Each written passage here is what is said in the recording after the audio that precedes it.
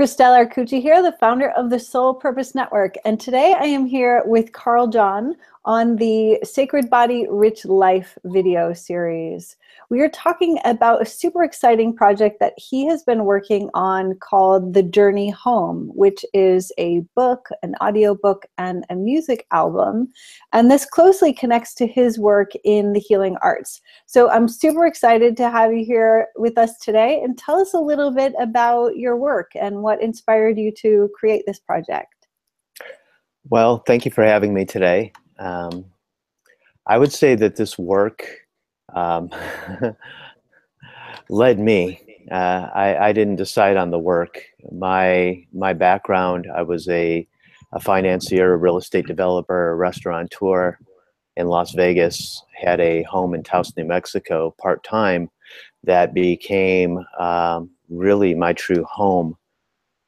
And I went through a deconstruction in life, and it was my own healing journey. And part of that was becoming an artist along the way, as part of my own healing and now my healing with others.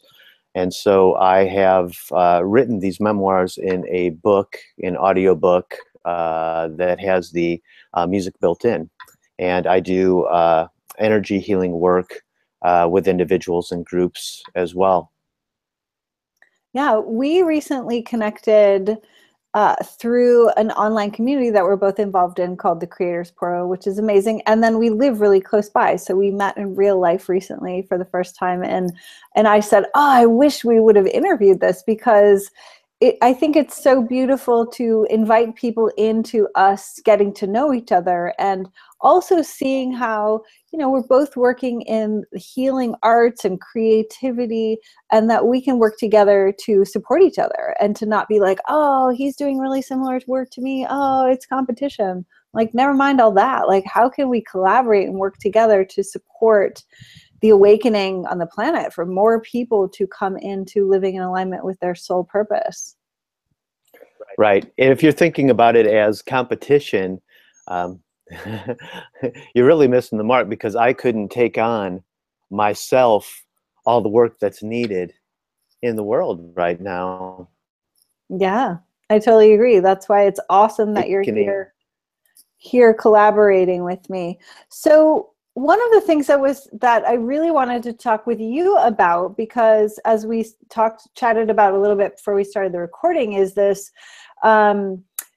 going into the shadow work, or facing the unwanted parts of ourselves, our lives, our trauma. And one of the songs, and a big part of your story, and a song you won a Hollywood Award for, is called The Dark Side of the Soul. Can you tell me a little bit about that and what that means to you?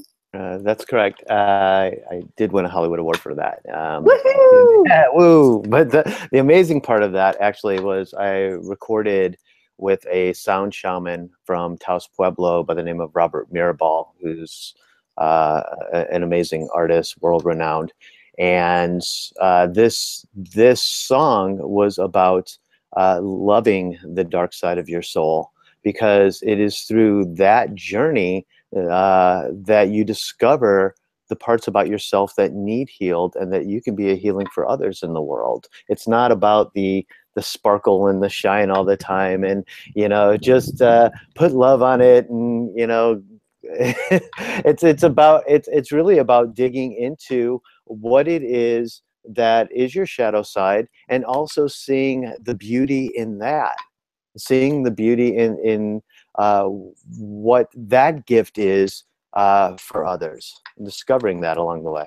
Right. I mean, the way I think about it and relate to it in my work is loving the unlovable parts of myself, wanting the unwanted parts of myself, is creating that place for integration, so that we can make conscious choices how to use the power from those parts of ourselves. Because to me, it's like when we suppress, you know, past trauma or negative things we've done in our lives, that has power, right? It's like powerful medicine that we can learn from and utilize for our transformational journey. I mean, it's part of alchemy, right? It's like taking something that seems worthless and turning it into gold. Right, right. That's the beauty of it. You know, my own experience, my own darkness, you know, was around sexuality, to a degree. You know, had early introduction to hardcore pornography, babysitters, a lot of things, and really, um, it it the opposite sex and sexuality, and my objectification, really, of the feminine along the way. But I come to find out that through introspection and connection later, there was a lot of healing for others along the way in who I was in their life. So you find that when you dig inside and you open up that shadow side to the light, you know, then you're not hiding by yourself in a corner, but you're able to find that you have a room full of people around you. Right. Yeah. And healing our shame around our sexuality or sexual trauma is so important for so many of us. I mean, because even for most of my audience is women, even for most women who don't have sexual trauma or abuse, their sexual desires are hugely taboo and shadow and, you know, unwanted.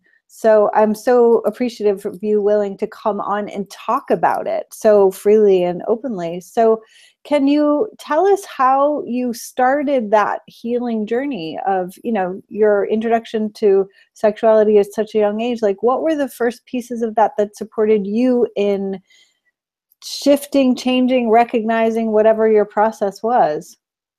Well, it was interesting. As I mentioned, I went through a complete shift from this Vegas real estate developer popping collars and the right side of the rope in Las Vegas to being the person that I am today. But that journey, um, I stepped out thinking, you know, all the laws of attraction and the quantum physics and quantum mechanics, and that if you believe and you just be, that you create this thing. So I went out in the world to just be this new thing, and amazing things started showing up.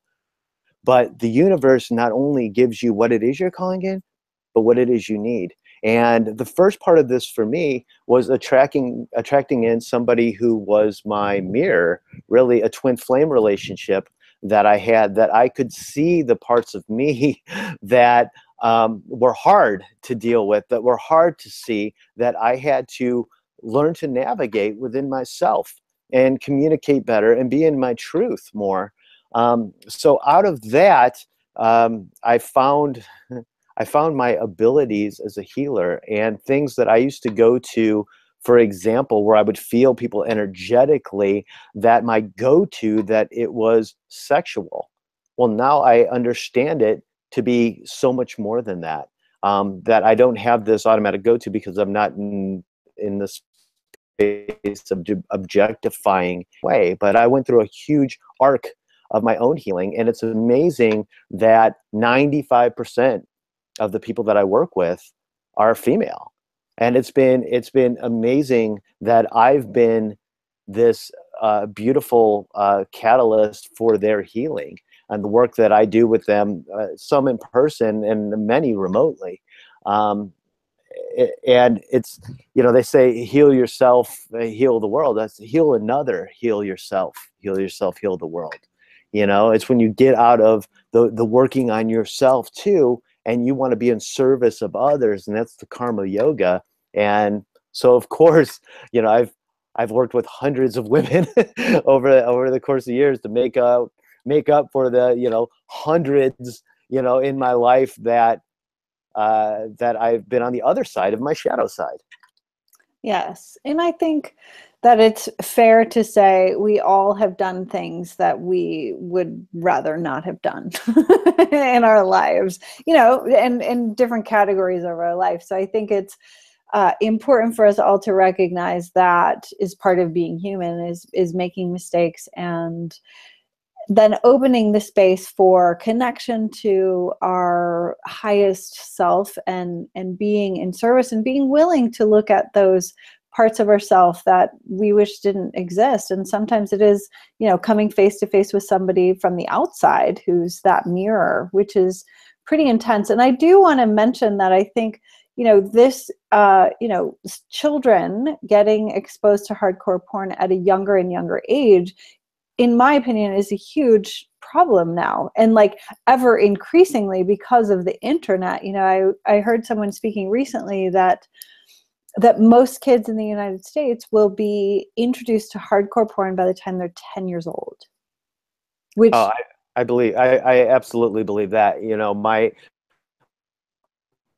My introduction, and it was stacked on at 10 years old, and seeing that, and then finding movies and whatnot. So I can imagine what it is now. And part of my healing journey as well is I have two daughters that I've raised as a single dad.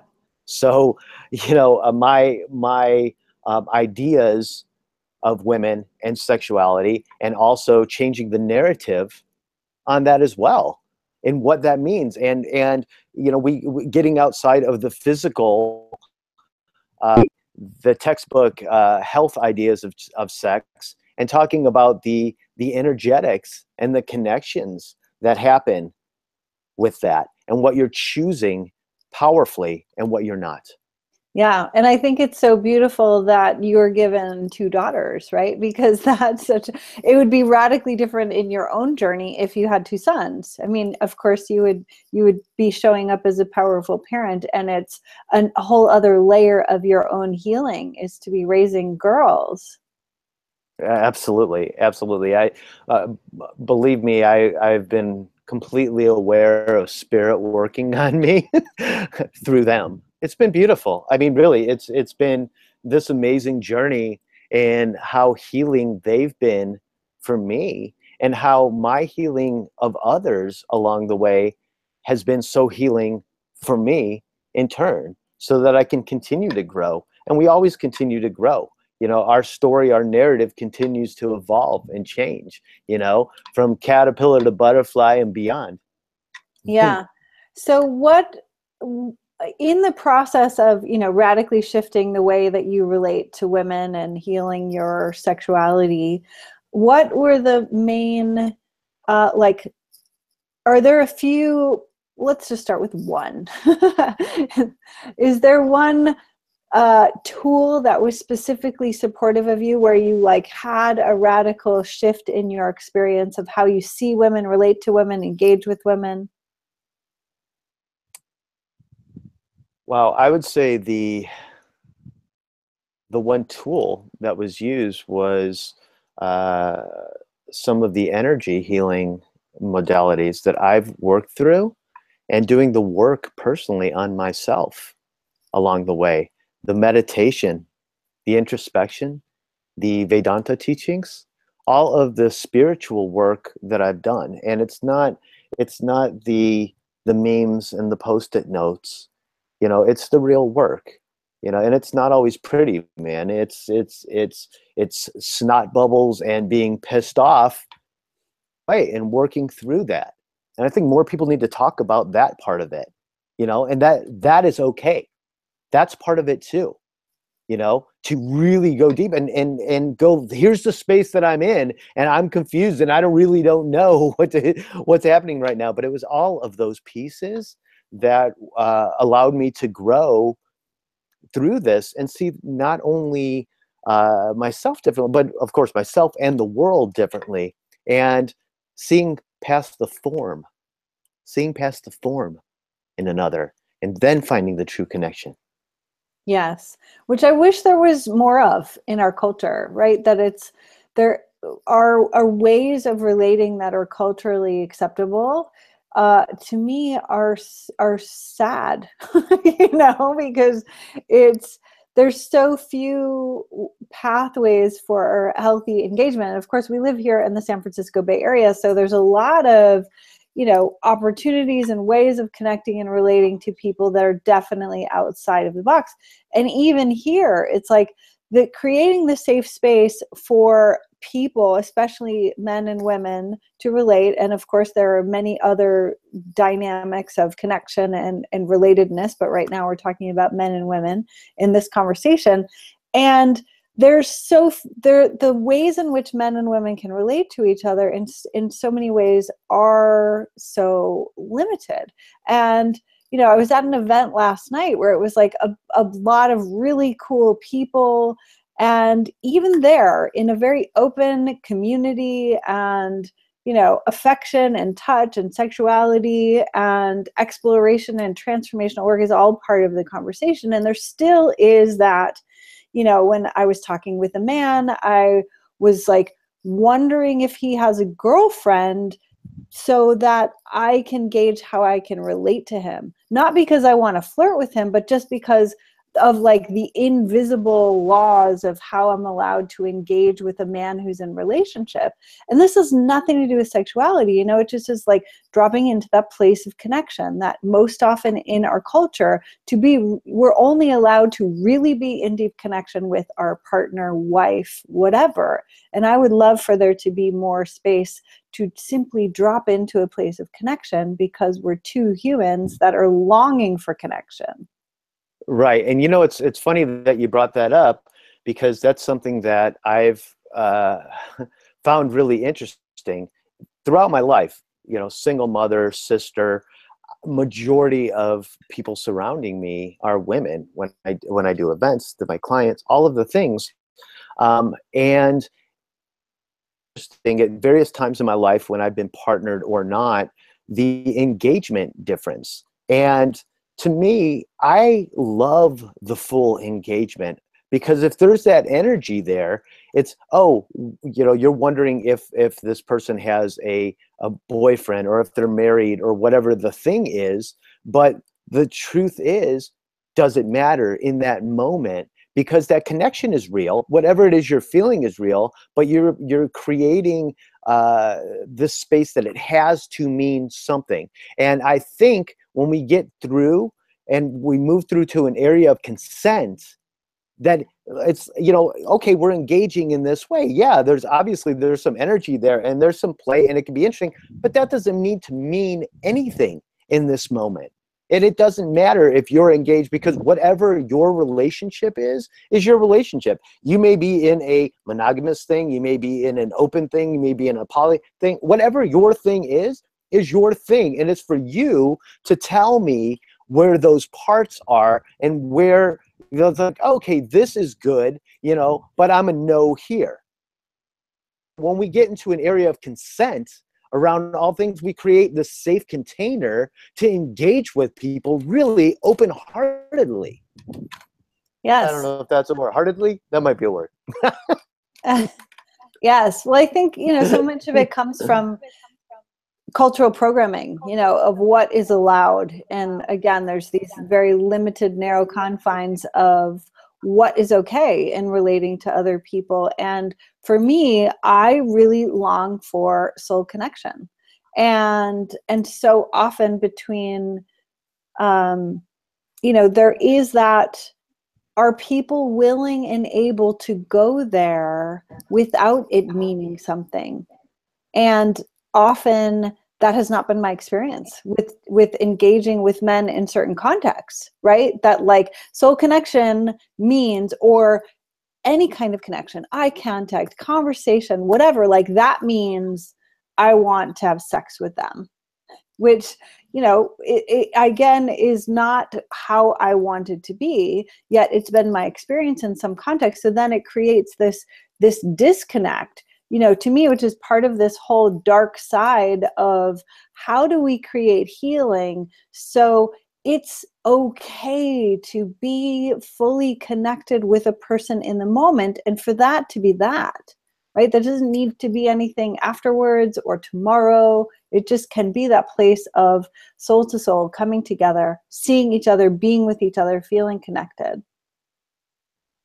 how do we change the narrative and be in integrity with that? Because here's the thing around that. I grew up in the Midwest. I was in Indiana in the Bible Belt, and believe me, I've been there. I've been in Vegas. I've been in the Bay Area. I've ran in all the circles as well. And so, you know, there's a lot of programming, right, in our construct.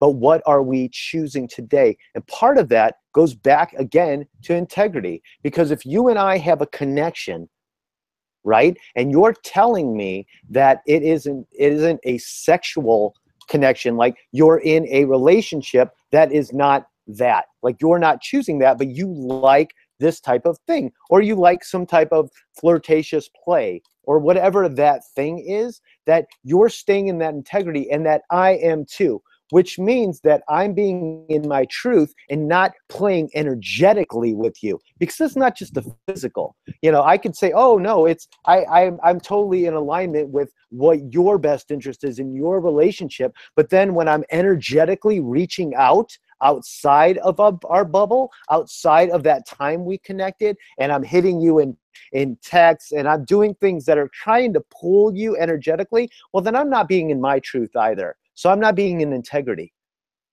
It's throwing things out of alignment, and then also making you question the relationship because it's not in our truth. And so I think if we can all be on the same page around that, your relationship with your partner, and then how you're reaching out as well with another, and how that person is relating to you, then that starts to heal that and changes the narrative. Yes. And it's, you know, I wish it were easier. You know, because part of my own experience is I've primarily been in open relationships since my, you know, almost all of my adult life. And so the unfortunate assumptions that people make about me, men assume I'm going to have sex with them, and women assume I'm going to sleep with their partners who are in monogamous relationships. So for me, like, that's a part of the shadow that I have learned, that most often I have to be the one to maintain a man who's in a monogamous relationship, his boundaries with his partner, that I cannot trust him to be in integrity, which is, you know, then it creates this place for me that I feel unsafe in relating to other people, because I can't trust them to maintain the boundaries and commitments that they've made. That I found so often that men will blur the lines and have emotional affairs and these kinds of things. And I'm like, I don't want that. I don't need that. That's not what I'm interested in doing, in relating to people on an emotional, sexual, any of those things level. You know, yet for me, that's part of my wounding, is trusting a man to stand in his integrity around his commitments and his sexuality. Well, I think with yourself and being clear on what these boundaries are. You know, a lot of people are navigating through these personal relationships that they may be in. And I think as we move forward, we can clarify what relationship is, because in a, you know, in a lot of ways it's oh, you are engaged with the opposite sex when you're a child, then you're separated from them, right? And I'm just talking about the male and female relationships in that way.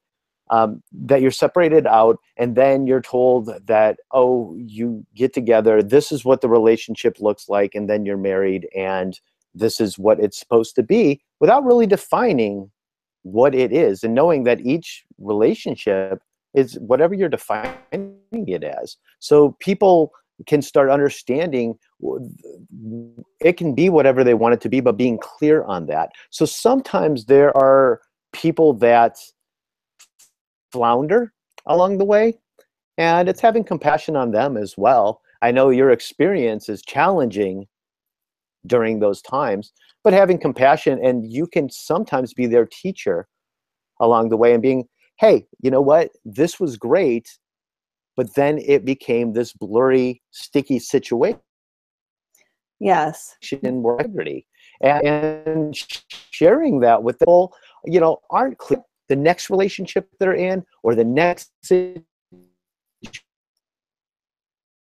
situation, they may do it along the way as I was learning.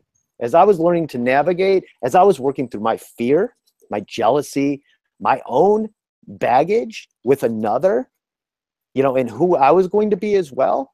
You know, I didn't do everything as clean as I would like, but I certainly attempted along the way.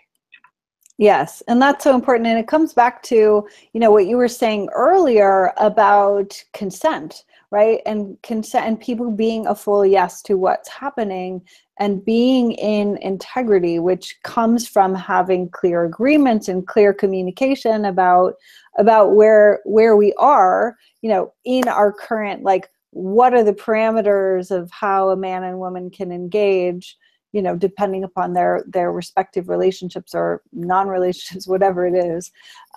Yet I want to go more towards, because this is, you know, well, talking about the challenges of, right, men and women relating and sexuality and communication and consent and integrity and all these things, which is good. And it's good to talk about the dark side of this, that, you know, as well as, like, from my perspective, a longing for deeper connection, and there being more room for connection. Like, I would like to be more connected to men in a non-sexual way, but affectionate, because I think for men, they get so little affection and touch outside of a sexual relationship. And so if a man is single, like, they've done studies that say men can go 2 weeks without getting a hug, which to me is devastating, you know, to a human system. Like, we're not designed for that. So, you know, to me, part of this shadow of, you know, boys being exposed to sexuality at a very young age, men being deprived of basic needs of affection and connection outside of sexuality, you know, comes to part of the dark side of our culture, right? That has us being disconnected, that the only way a man can get touch in a lot of places is purely sexual. And so of course he wants that. Right. That becomes his go-to, because that's all there is in that connection. It's, I'm either engaged sexually or not at all. And then you end up, you know, acting out, creating these ethereal strands with others energetically. You know, you mix yourself up in a lot of relationships that you're really not truly trying to call in, right? When really what you just wanted to be held. But I mean, really, you know, that's it. And it's really interesting because, you know, I'm a hugger, and, you know, I haven't always been that, but I am that. And I know, you know, where I grew up, it's very, you know, it's very machismo, and it's, you know, people aren't hugging, and that was, you know, this sort of thing. But it's, you know, it's nonsense. It's like, it means nothing. It's connection. And man, we're longing for that, you know, in so many ways, that if you had more of that, you would need less of the other, truly. You know, you wouldn't, that wouldn't be your go-to, especially as a man.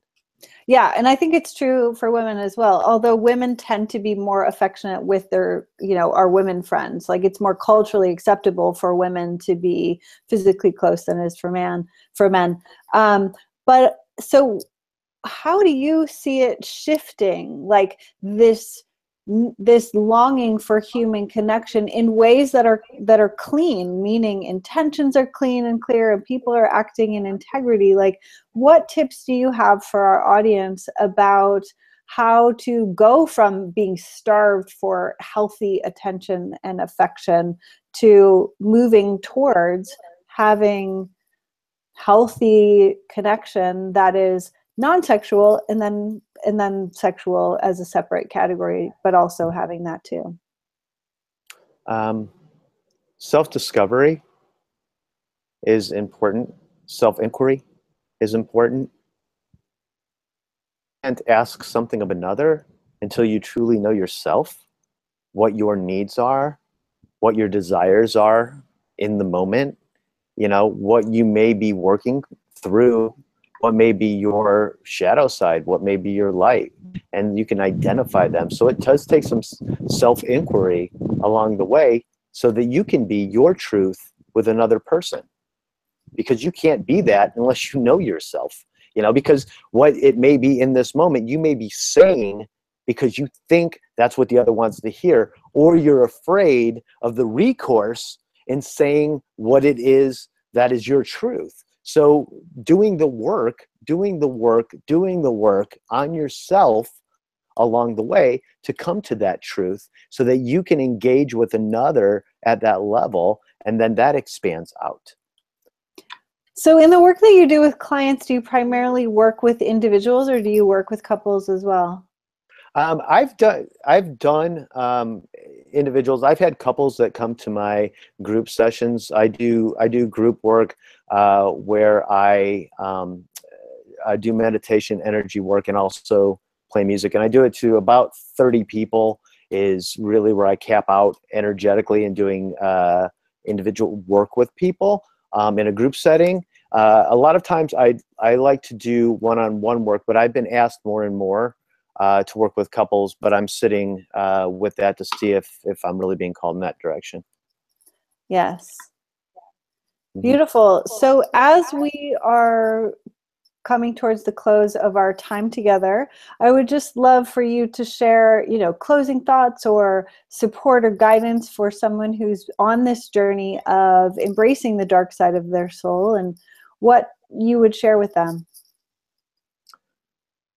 What I would share is, go kindly on yourself and go kindly on others, seeing the other as self, having compassion in that way, because your experience of them and their experience of you is one and the same, in this journey.